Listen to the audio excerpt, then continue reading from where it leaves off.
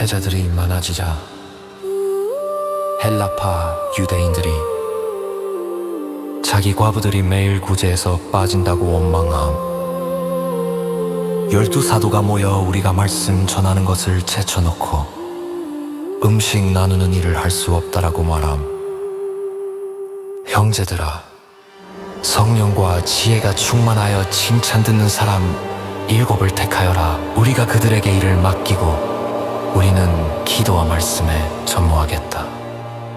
무리가 이를 기뻐하여 7을 택해 사도들 앞에 세우니 사도들이 기도하고 안수하.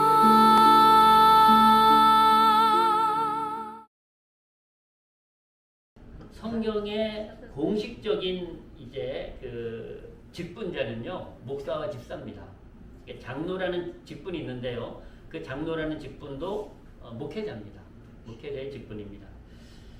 그리고 이제 요즘 시대는 권사님, 뭐 또 그 뭐 권찰님, 전도사님, 뭐 강도사님, 뭐 구역장님, 뭐 이제 뭐 속장님, 여러 이제 호칭들이 있지 않습니까? 근데 여러분, 원래 이 집사라는 그 직분도 예수님이 말씀하신 게 아니에요. 예루살렘 교회가 교회가 필요하다 보니까 일꾼을 세우기 위해서 사람을 뽑았는데 7명을 뽑은 거예요. 그래서 그 뽑은 7명을 뭐라고 호칭했는고 하니? 집사라고 호칭하라는 거예요. 집사라고. 그러니까 하나님이 주신 말씀도 아니고 예수님이 주신 말씀도 아니고 예루살렘 교회가 필요해서, 교회 직분자가 필요해서, 일꾼이 필요해서 세운 게 집사님들이에요. 그래서 우리가 교회가 교회는 직분이 목사님과 집사님만 있어야 된다, 이렇게 주장하는 건 옳은 것이 아닙니다, 여러분. 교회가 필요하면 그 교회 상황에 맞게 직분을 세울 수가 있어요. 그것이 맞습니다. 그것이 가장 지혜로운 거예요. 예루살렘 교회도 이제 말씀을 증거해 드리겠습니다만은, 예루살렘 교회도 하나님이 집사님 세워라 뭐 이렇게 말씀하지 않았다니까요. 교회가 필요해서, 일꾼이 필요해서 집사님으로 세운 거예요. 그래서 오늘 본문은 이 사도행전 6장 1절부터 쭉 이제 우리가 봉독한 본문은요, 이 예루살렘 교회가 7분의 집사님을 세우는 부분이에요. 근데 우리가 이제 성경에는 안수 집사님이라는 말도 없어요. 그냥 집사님 이렇게 얘기해요. 집사 이렇게 표현합니다. 근데 왜 안수 집사라고 부르는 거 아니? 그 7분의 집사님을 세우고 그 당시 제자들이, 지금 그러면 주의 종들이 머리에 안수하여 세웠다 해서 안수 집사님을 부르는 거예요. 성경에는 그냥 집사라고 호칭하고 있습니다. 초대교회는요, 그 12사도가 교회를 다 맡아서 했었어요. 사도들이 모든 것을 다 하다 일을 했는데, 사도들이 일을 하는데 예루살렘 교회가 초대교회에 얼마나 부응했냐면은요, 막 설교만 하면 막 3,000명씩 5,000명씩 막 교인들이 오는 거예요. 그러니까 목사님 12분이 감당할 수가 없어요. 감당할 수가. 뭐 영적인 것은 감당하는데 특별히 어떤 문제가 생겼는가 하니 구제하는 문제가 있어요. 구제하는 문제. 뭐 그 당시나 지금이나 구제는 교회가 하는 일 아니겠습니까? 그래서 그 구제하는 일이 너무너무 벅찬 거예요. 그것도 어쩌다 하는 게 아니야. 거의 매일 해야 돼, 매일. 여기 보니까 매일이라고 얘기했거든요. 매일 이 일을 주의 종들이 12사도가 가서 그 일을 하다 보니까 지친 거예요. 힘에 겨운 거예요. 그래서 예루살렘 교회에 성도들에게 부탁을 합니다. 목회자들은, 주의 종들은, 사도들은 기도하는 일과 말씀 전하는 일에 전무할 수 있도록 교회 일을 주관할 수 있는 일꾼 7명을 좀 선출해달라. 일꾼 7명을 좀 뽑아달라고 교회에 요청을 하는 거예요. 그 말씀을 우리가 오늘 보고 있습니다. 그런데요, 그 예루살렘 교회는 크게 두 파로 나눠져 있었어요. 하나는 히브리파 교인, 또 하나는 헬라파 교인. 이렇게 두 파로 나눠져 있었어요. 그런데 히브리파 교인들이 숫자가 더 많아. 히브리파 교인들. 그런데 헬라파 교인들 중에도 어려운 사람들이 있는데 이 히브리파 교인들이 헬라파의 어려운 교인들, 특별히 과부들을 돕질 않는 거예요. 그래가지고 교회가 문제가 생깁니다. 싸움이 일어나요. 갈등이 일어나요. 여러분, 그래서 교회가 형평성을 유지하는 게, 이 공정성을 유지하는 게 대단히 중요하거든요. 여러분 생각해 보십시오. 누구는 계속 도와주는데 누구는 안 도와줘. 그러면 그것이 본의가 아닐지라도 사람이기 때문에 속상한 거예요. 그래서 예루살렘 교회에 그런 문제가 일어났다고 말씀하고 있어요. 자, 보십시오. 그때의 제자가 더 많아졌는데 헬라파 유대인들이 자기의 과부들이 그 매일 구제에 빠짐으로 히브리파 사람을 원망한대, 이렇게 말씀하고 있거든요. 원망했다 그랬어요. 원망했다고 하는 것은 갈등이 생겼다는 얘기입니다. 갈등. 근데 여러분, 히브리파 유대인과 헬라파 유대인을 좀 이해를 하셔야 돼요.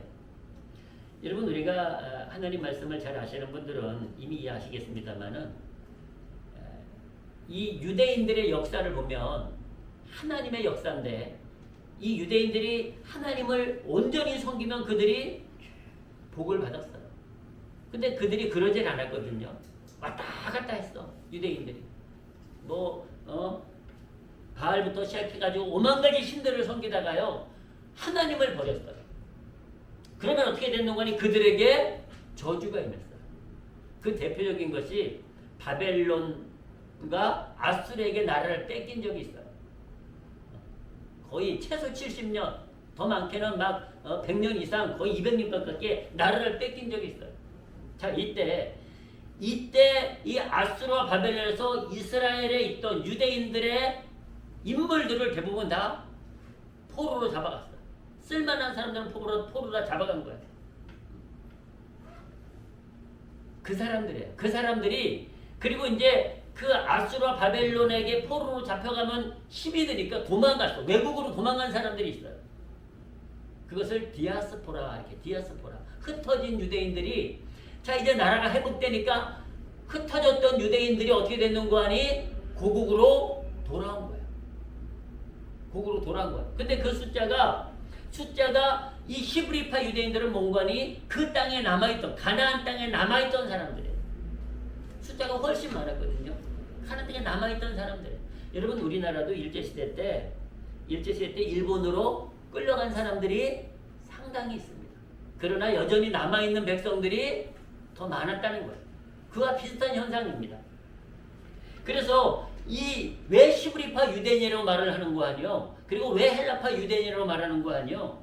이제 아수르로, 바벨론으로, 또 이방 나라로 돌아다니는 사람들은요, 그 이방의 문화를 접한 거예요. 또 이방의 언어를 접한 거예요. 그 대표적인 언어가 헬라어예요. 헬라어. 그래서 그들은 외국에 다니다 보니까 헬라어를 하게 됐어요. 유대인들은 히브리어를 쓰거든요. 근데 다니다 보니까 헬라어를 쓰게 된 거예요. 그래서 굳이 분리한 게 히브리파 사람, 헬라파 사람, 이렇게 분리를 한 거예요. 저들은 문화도 우리랑 조금 다르고 언어도 헬라어를 쓴다 그래가지고 헬라파 사람, 히브리파 사람이라고 분리를 해놓은 거예요. 사실은 한 민족이에요. 한 민족. 같은 민족이라는 거예요. 그래서 그들이 흩어져 있던 그들이 고국으로 돌아왔는데 여러분, 흩어져 있다가 돌아오니까 아무래도 생활이 더 어렵습니다. 그렇지 않겠어요? 외국에 살다가 떠돌아다니다가 돌아왔으니까 얼마나 더 어렵겠냐고요, 생활이. 근데 자기들이 그 구제에서 빠지니까 원망이 생길 수밖에 없었던 거예요. 그래서 교회라고 하는 것은요, 어떤 경우든 이 형평성이 대단히 중요합니다. 형평성. 그러지 않으면 내가 뭔가 소외됐다고 생각하면은 원망이 생기는 거거든요. 그래서 그런 부분을 늘 신경을 쓰지만 부족한 부분이 있을 수 있거든요. 늘 신경을 쓰지만. 여러분, 자, 이제 이 교회에, 예루살렘 교회에 그럼에도 불구하고 어려운 사람들을 매일 도와줬어요. 매일 음식을, 끼니를 걸을 수 없으니까 매일 음식을 제공해 준 거예요. 근데 헬라파 과부들이 거기서 빠지니까 원망과 불평이 생길 수밖에 없었던 거예요. 근데 이 문제를 제자들이 해결하기에는 역부족이었어요. 숫자는 많은데 일은 많고 기도할 시간도 말씀을 준비할 시간도 없었던 거예요. 역부족이야. 그래가지고 이제 교인들에게 부탁을 한 거예요. 7명의 일꾼을 좀 뽑아달라고. 7명 일꾼을 좀 추천해달라고 부탁을 한 것입니다. 제자들의 주 업무는 기도하는 일과 말씀 전하는 일이에요. 그러면 일꾼 7분의 일꾼은 무슨 일인고 하니 바로 교회의 제반 업무를 돕는 거예요. 구제하는 일부터 시작해가지고 이런 일들을 돕는 거예요.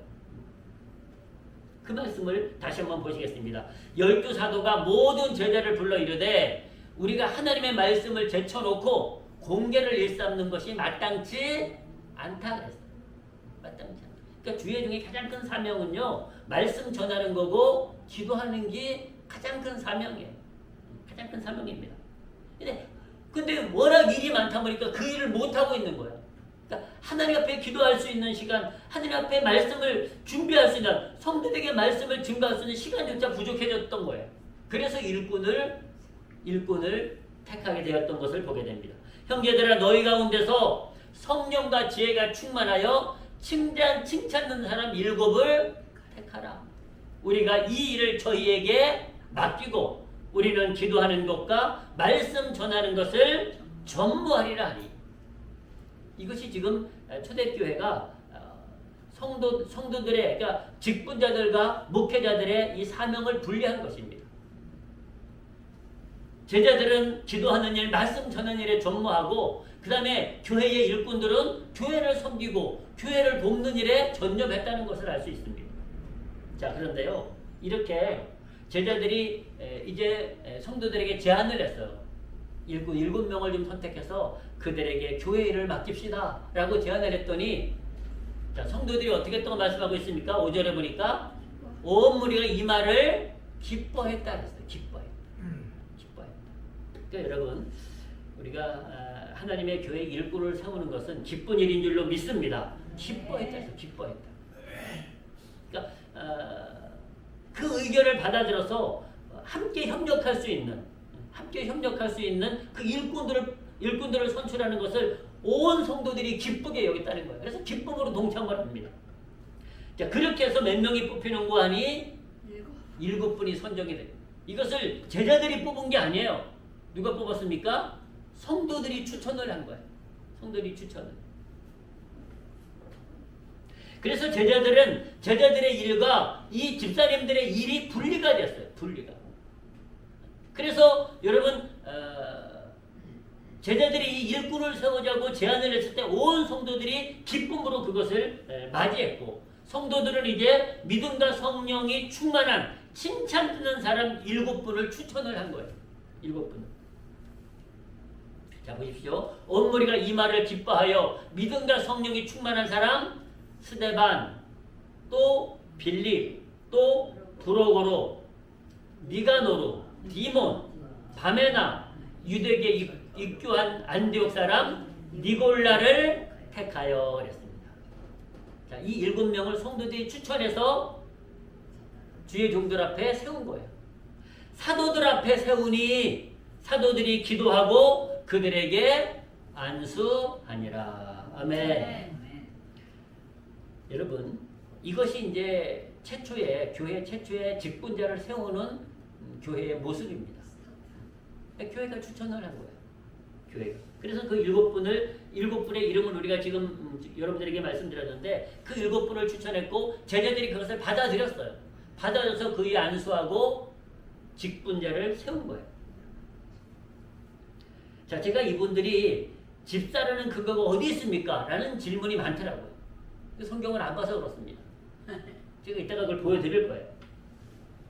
제자들이 택한 것이 아니라 성도들이 교인 중에서 택한 거예요. 7분. 성도들이. 기쁨으로 택한 거예요. 그래서 사도들 앞에 7명을 직분자로 세워달라고 데리고 왔고, 사도들이 그 머리에 안수함으로 직분자로 세운 거예요. 일꾼으로 세운 거예요. 근데요, 우리가 지금 7명의 이름을 읽었는데요, 놀라운 사실이 하나 있습니다. 자, 7명이 히브리파 사람일까요? 헬라파 사람일까요? 히브리 놀랍게도요. 섞인 거 아니야? 놀랍게도 4대 3이면 좋겠죠, 그죠? 섞인 거. 헬라파가 숫자가 많으니까 히브리파가 많으니까 그게 4명, 헬라파가 3명. 뭐 이렇게 좀 비율을 맞추면 좋을 텐데 여러분 이걸 누가 선택했다고요? 주혜종이 선택한 것이고 누가 선택했다고요? 성도들이 추천한 명단. 히브리파와 헬라파가 합의해서 추천한 명단인데요. 놀랍게도 100% 숫자가 많은 히브리파가 아닙니다. 놀랍게도 100%다 헬라파예요. 100%다 헬라파가 뽑힙니다. 참 놀랍습니다.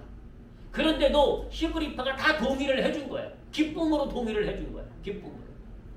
근데 거기에는 여러 가지 이유가 있습니다. 여러분, 조건이 있었습니다. 7분의 집사님을 뽑는데 조건이 믿음과 성령과 그 다음에 그 칭찬 듣는 사람, 성령과 지혜와 믿음이 충만하고 칭찬 듣는 사람이라는 조건이 있었어요. 돈 많은 사람 아니었습니다. 지위가 높은 사람 아니었습니다. 여러분 저는 이 말씀 우리가 기억해야 됩니다. 지금은요 돈 많으면 직분자가 쉽습니다. 헌금 많이 하는 사람 직분자 세우더라고요. 물론 헌금을 한다는 것은 믿음이 있다는 얘기도 됩니다.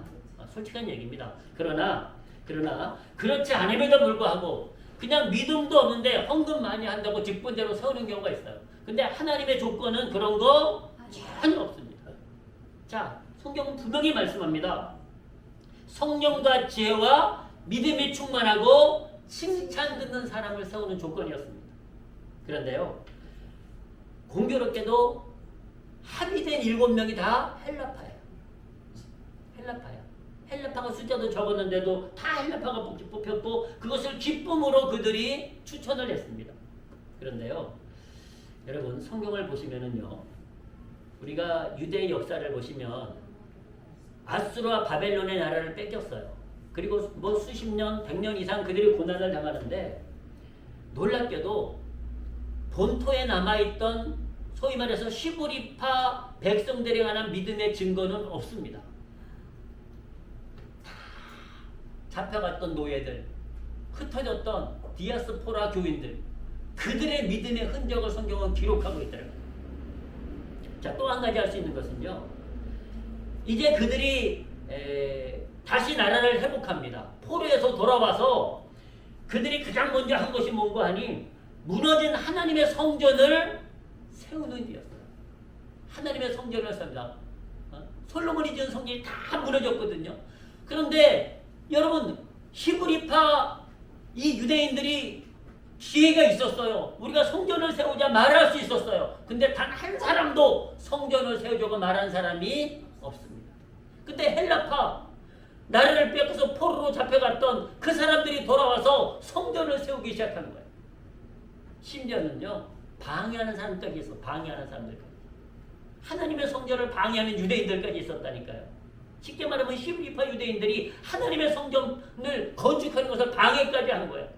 그럼에도 불구하고 이 헬라파 유대인들은 외국에서 살아보니까 하나님의 성전이 없는 것이 얼마나 아픔인 것을 그들이 아는 거예요. 그래서 오자마자 그들이 성전을 세우고 막 싸우면서도 성전을 세운 거예요. 성전은 있어야 된다. 하나님의 성전은 세워져야 된다고. 여러분, 이런 것을 봤을 적에 히브리파 유대인들보다 헬라파 유대인들이 믿음이 좋았던 걸 알 수 있어요. 그래서 그들의 기록은, 그들의 믿음의 증거는 성경 곳곳에 등장하는데 이 히브리파 유대인들의 믿음의 근거는 기록하고 있질 않아요. 저는 한 가지만 봐도요, 적어도 성전을 세울 수 있는 기회가 있었는데 그들은 의견조차 내놓지 않았어요. 그리고 성전을 세우자니까 유대인들이 반대를 했다니까요. 그래서 포로에서 돌아온 느헤미야나 학개나 스가야, 스룹바벨, 에스라 같은 사람들이 그 성전 재건을 해서 정말로 그 수모를 당해가면서 그 핍박을 받아가면서 하나님의 성전, 스룹바벨 성전을 세운 거예요. 여러분, 이 사실을 히브리파 유대인들이 인정을 한 거예요. 자, 성령과 지혜와 믿음이 충만한 사람은 히브리파가 아니라 헬라파 유대인인 걸 알았던 거예요. 다시 한번 강조하지만 이렇게 분리하지만 결국은 한 민족이래. 같은 사람이에요. 같은 사람입니다. 여러분 우리가 남북한이 통일되면은요, 너는 북한파, 너는 남한파, 이 파가 생긴다니까요. 같은 민족인데도 생겨요. 그러니까 이런 것을 나는 같은 민족이에요. 그러나 그들의 믿음이 귀한 것은요, 그들의 믿음이 귀한 것은 야 우리 지분도 달라, 우리 지분도 달라, 우리가 몇 명을 세우다가 그런 얘기를 안 했다는 거예요. 기쁨으로 하나가 돼가지고 정말로 말씀에 순종해서 성령과 지혜가 충만하고 칭찬 있는 사람을 택했다는 거예요.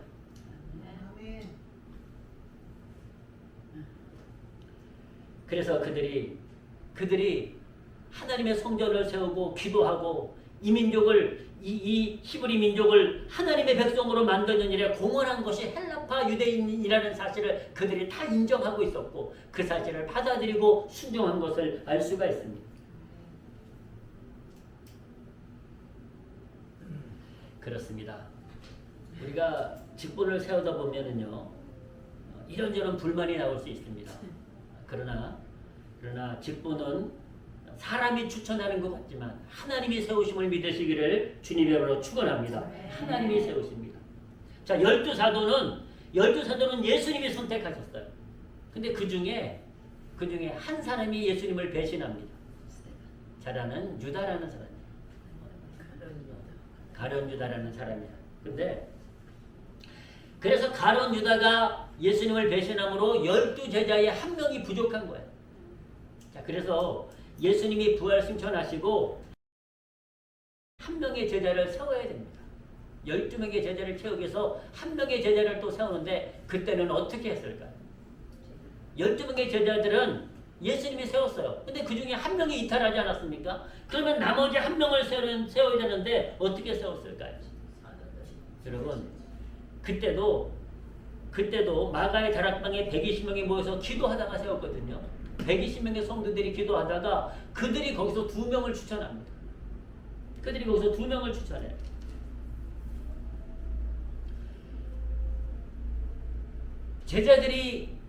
제자들이 추천한 부분도 있습니다.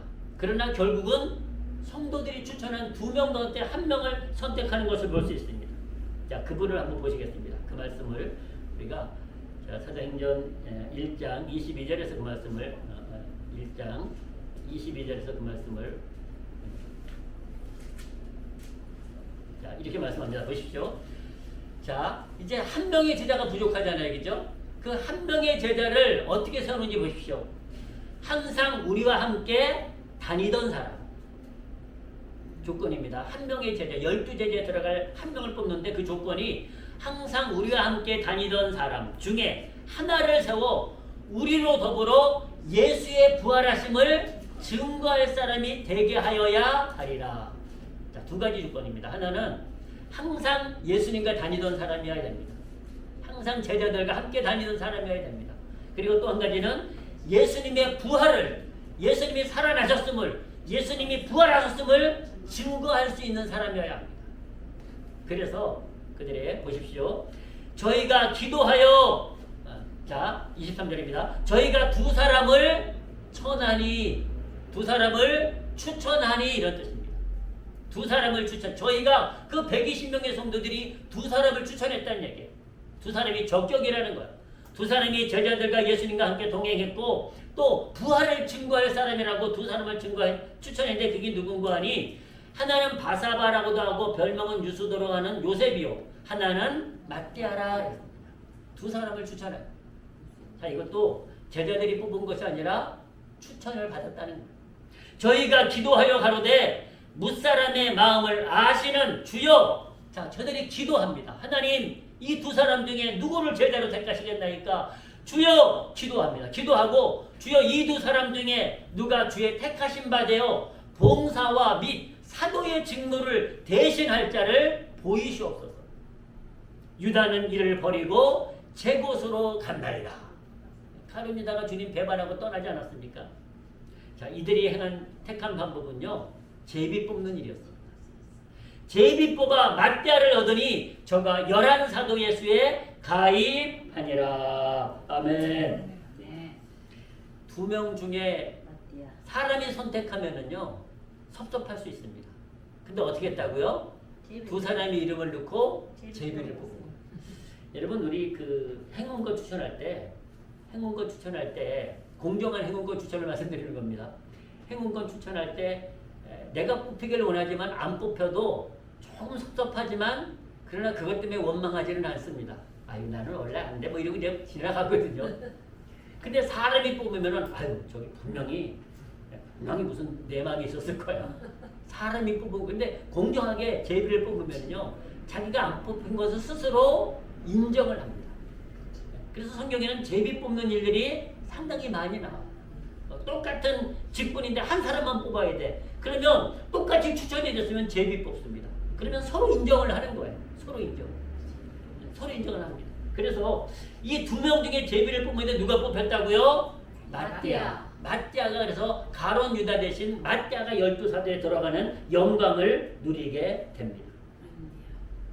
두 사람을 추천했다고 말씀하고 있지 않습니까? 7 집사님들 중에요. 이들이 이제 구제하는 일, 뭐 공개하는 일을 다 섬겼어요. 이분들이. 그런데 이 7 집사님들 중에서도요. 교회를 돕고 봉사하고 섬기는 일 외에도 이 7 집사님들에게도 하나님이 똑같이 성령을 부으셨어요. 능력을 부어주셨어요. 그래서 이 7 집사님들이 하나님의 일을 열심히 했어요. 심지어 예수 그리스도의 증인으로 복음을 그러니까 교회 일도 열심히 했고요. 복음도 열심히 전했어요. 복음도. 그러다가 스데반 집사님은 초대교회 역사 이래로 제일 처음에 주의 종들보다도 스데반 집사님이 먼저 순교했습니다. 최초의 평신도 순교자가 됩니다. 평신도 순교자. 복음 전하다가 예수 믿으라고 하고 돌에 맞아 죽지 않습니까? 아니 예수님 믿으라는 것이 뭐 잘못인가요? 오늘 오후에도 사도 바울이 그런 고민을 합니다. 내가 여러분들에게 전하는 것은 여러분들을 살리고자 함이지 내가 무엇을 원해서가 아니다. 내가 이렇게 열심을 내는 것, 나 다른 것 내가 복음 전하지 않고 다른 것 때문에 잘 먹고 잘 사는데 내가 이렇게 죽을 각오를 하고 복음 전하는 것 다 너희를 살리기 함인데 그걸 왜 모르냐는 거예요. 답답해합니다.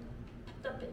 여러분 이 스데반도요 백성들을 살려서 복음을 전합니다. 그것이 뭐 잘못인가? 여러분들 예수 믿고 구원받고 영생을 얻고 살아가라는데 그거 전하다가 순교합니다. 그거 전하.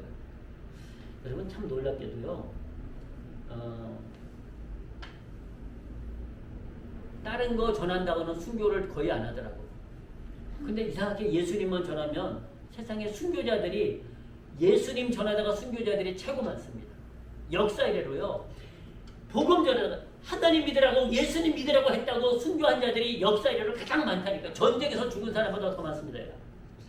예수님 믿으라고 증거했다가 죽은 사람들이 너무 많은 거예요. 왜 사람들은 예수님 믿으려고 하는 게 나쁜 것도 아닌데 예수님 믿고 생명을 얻고 구원을 얻고 살려고 그들을 위해서 증거하는 것인데 왜 죽이나요? 왜 죽이나요? 몰라서 그래. 몰라서. 그렇다고 부처님 믿으라 그러면 죽이는 사람 봤나요? 안 죽이더라고. 근데 이상하게 예수님 믿으라 그러면 죽이더라고. 지금도 북한에서 죽고 있고요. 지금도 중국에서 죽고 있다니까요. 지금도 저기 아프리카에서도 지금도 죽고 남아프리카에서도 지금도 죽고 있어요. 여러분 예수님 전한다고. 근데 스데반 집사님은 그 와중에도 그가 복음을 전하다 죽을지언정 순교할지언정 그는 믿음으로 증거한 최초의 평신도 순교자가 됩니다. 그리고요 빌립이라는 집사님이 빌립 집사님은요 이 모든 7 집사님이 영적 수준이 높았어요. 영적 수준이. 그런데 여러분 그 제자들도 사람들이 깜짝 놀라거든요. 12 제자도 사람들이 깜짝 놀라요. 저들이 배우지 못한 사람인데 어쩌면 저렇게 똑똑하냐고. 어쩌면 이게 똑똑하냐. 여러분 한번 그 말씀을 시간이 없지만 한번 우리 보십시다. 5장 한번 보시겠습니다. 5장 12절 말씀 보시기 이렇게 말씀합니다.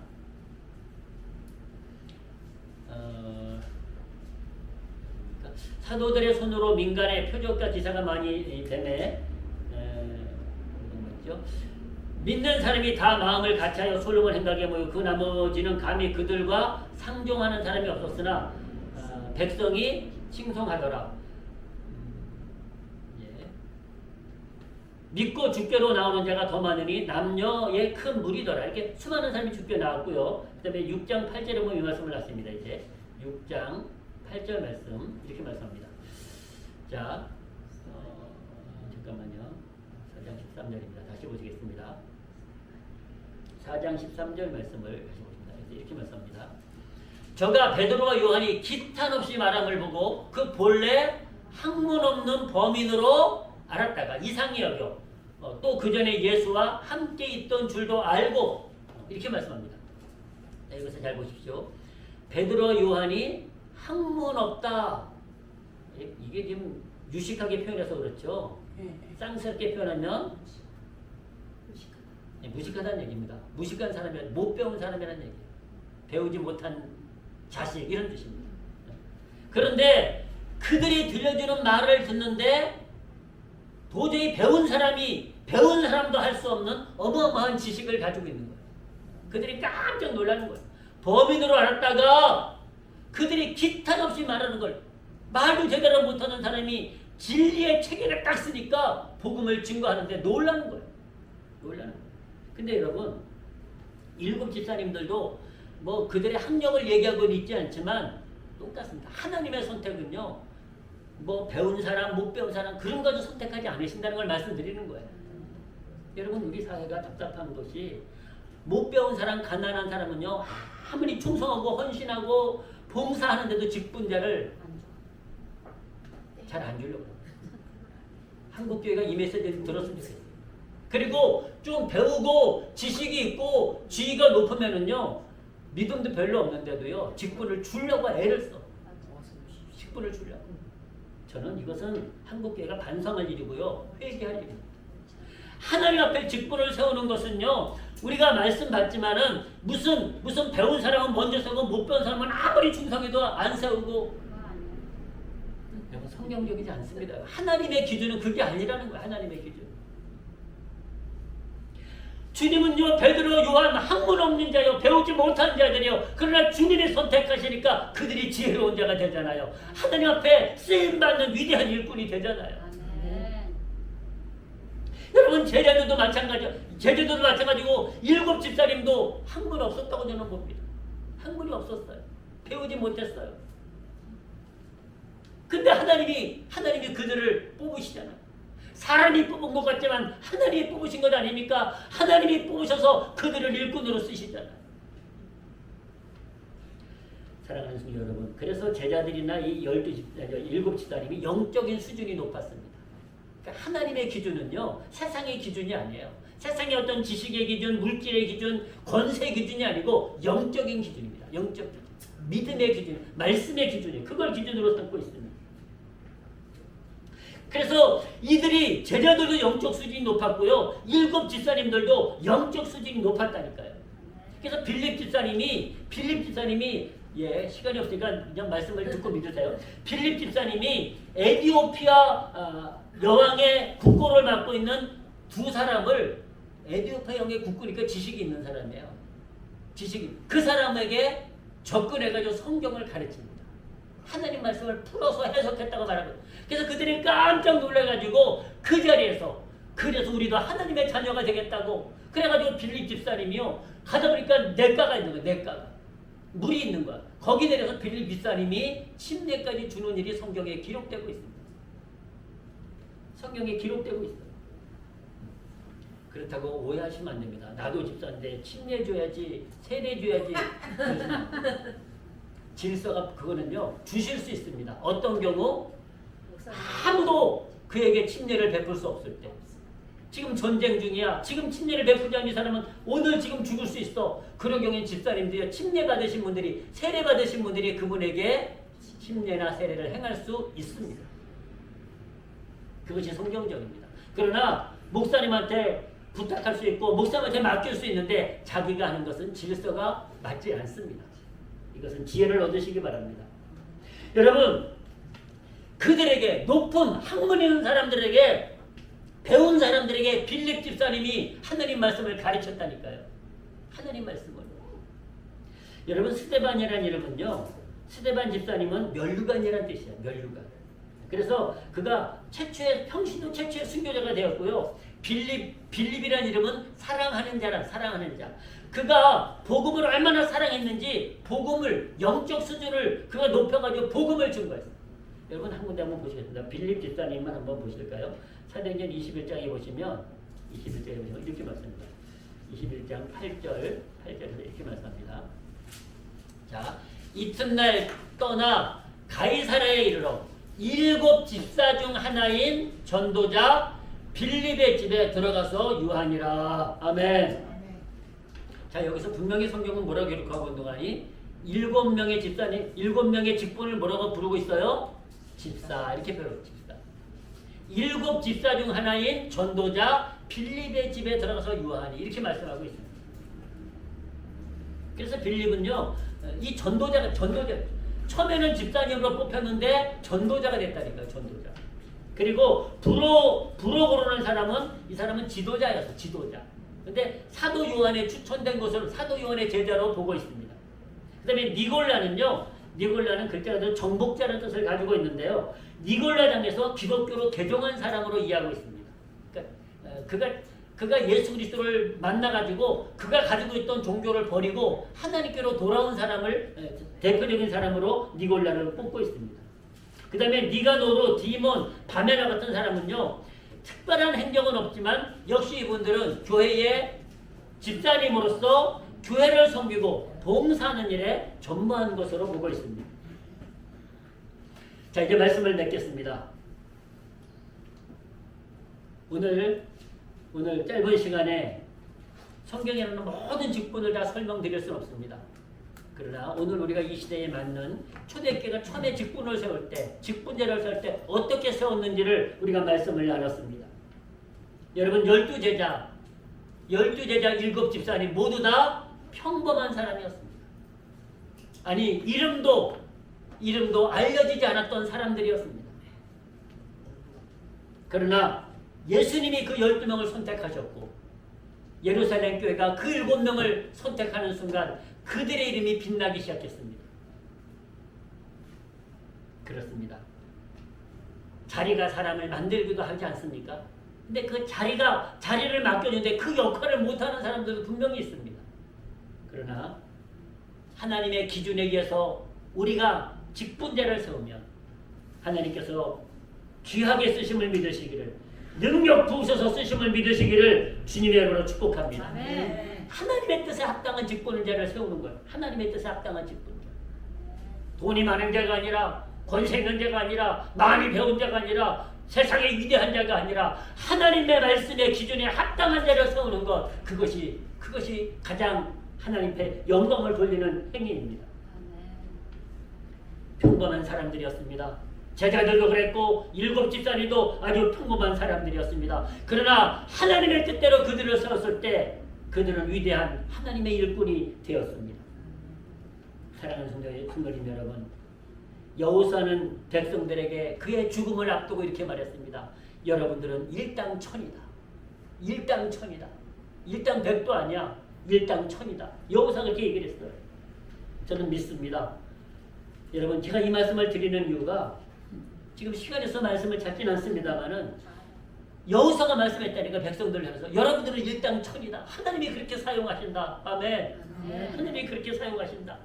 하나님의 성도들은 일당백을 넘어서 일당천으로 세워지시기를 주님의 이름으로 축복합니다. 네. 그러한 일꾼으로 하늘 앞에 쓰임 받으시기를 주님의 이름으로 축복합니다. 네. 기도하시겠습니다. 아버지 하나님,